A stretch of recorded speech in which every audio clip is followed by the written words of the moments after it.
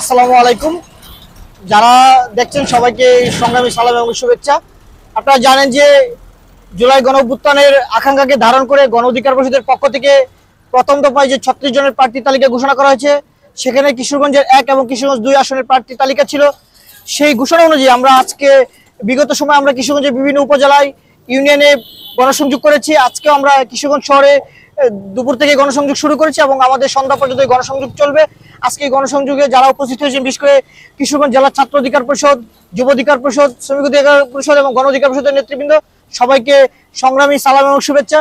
আমরা মানুষের কাছে যাচ্ছি, মানুষ খুবই ইতিবাচক আমাদের প্রতি। এদেশের মানুষ স্বাধীনতার এই 54 বছরে মানুষ বিগত সময় অনেক দলকে ভোট দিয়েছে, ক্ষমতায় এনেছে, কিন্তু তারা দেখেছে যখন যে দল ক্ষমতায় এসেছে তাদের নিজেদের দলকে কিভাবে ভারী করা যায়, নিজেদের ক্ষমতাকে কিভাবে কুক্ষিগত করা যায় সেই চিন্তা করেছে। জনগণের সাথে যে জনগণের কাছে যে প্রতিশ্রুতি দিয়েছিল নির্বাচনের আগে, সেটা কখনো পূরণ করে না। আমরা আশা করি যে এই কিশোরগঞ্জবাসী বিগত সময় অনেক নেতা পেয়েছে, কিন্তু কিশোরগঞ্জের কাঙ্ক্ষিত উন্নয়ন হয়নি, বরং কিশোরগঞ্জের মানুষ বারবার প্রতারিত হয়েছে, উন্নয়ন থেকে বঞ্চিত হয়েছে।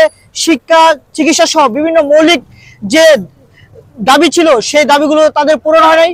এই গণ অধিকার পরিষদ আগামীতে রাষ্ট্র ক্ষমতায় গেলে কিশোরগঞ্জের সার্বিক উন্নয়নে কাজ করবে, শিক্ষাকে আর শিক্ষার মান উন্নয়ন এবং যে পরিবেশের যে মান উন্নয়নের কাজ করবে। পাশাপাশি বেকারত্ব দূরীকরণের মধ্য দিয়ে আমরা এই কিশোরগঞ্জকে আরো বেশি কর্মসংস্থান করতে চাই, সে লক্ষ্যে আমরা কাজ করব। আশা করি যে এই কিশোরগঞ্জের মানুষ বিগত সময় যে চিকিৎসা সেবা থেকে বঞ্চিত হয়েছে, ভবিষ্যতে চিকিৎসা সেবা থেকে তারা আর বঞ্চিত হবে না। আমরা সে লক্ষ্যে কাজ করব।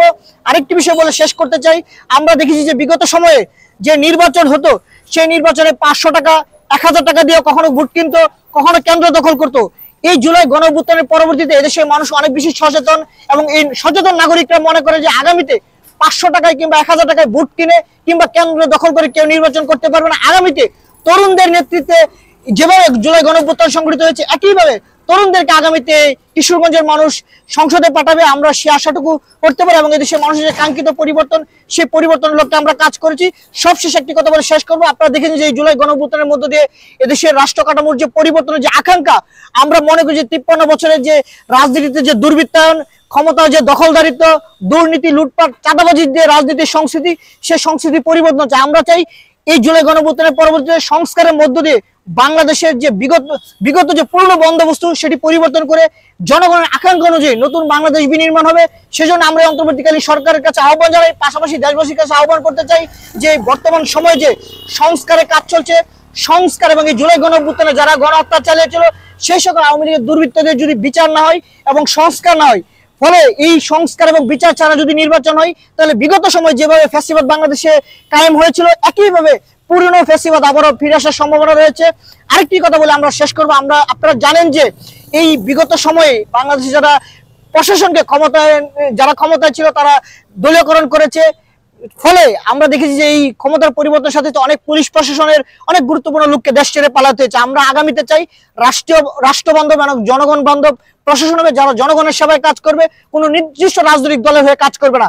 আরেকটি বিষয় হচ্ছে, আপনারা দেখেন যে জুলাই গণঅভ্যুত্থানে যারা গণহত্যা চালিয়েছিল তাদের অনেক আসামিকে বিভিন্ন জায়গা থেকে পুলিশ প্রশাসন আটক করলেও আমরা দেখেছি যে বর্তমান সময়ে বিভিন্ন রাজনৈতিক দলের পদধারী এবং নামধারী অনেকেই যারা আইন পেশায় রয়েছেন, তারা মোটা অঙ্কের টাকার বিনিময়ে তাদেরকে জামিনের ব্যবস্থা করছেন। পাশাপাশি অন্তর্বর্তীকালীন সরকার দায়িত্ব নেওয়ার পর আমরা দেখেছি যে বিভিন্ন জায়গা থেকে বিভিন্ন সময় যাদেরকে আটক করা হতো অপরাধী, সন্ত্রাসী, তাদেরকে আটক করার পর 15 দিন 20 দিন পর জামিনে বের হয়, অথচ প্রত্যেকের নামে কারো নামে 20টা, কারো নামে 30টা, কারো নামে 50টা মামলা রয়েছে। কিন্তু তাদেরকে এই যে আইন পেশায় যারা রয়েছে তারা শুধু মাত্র টাকার বিনিময়ে এই সকল অপরাধীদেরকে জামিনে মুক্ত করছে এবং তারা জামিনে বের হওয়ার পরে কিন্তু তারা আবার অপরাধে জড়িত হয়েছে।